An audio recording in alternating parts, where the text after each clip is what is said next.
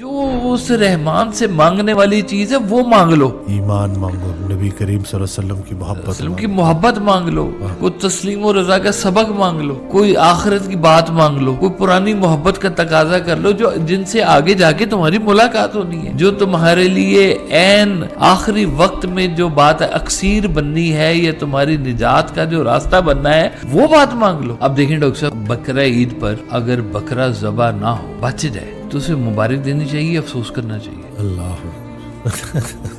ज़बा होने के लिए आया ना। दुनिया वाले मुबारकबाद देंगे, दीन वाले अफसोस करेंगे। इसे हिसाब लगा ले, सारी बात खुल के वाज़ेह हो जाती है कि जो अल्लाह की राह में कुर्बान होने के लिए फिर रहे हैं ना, वो अगर बच जाते हैं तो वो भी इसके ऊपर अफसोस ही करते हैं कि हम तो तेरी राह में गर्दन लिए फिर रहे हैं, तूने कब कबूल फरमाना है या अल्लाह ताला।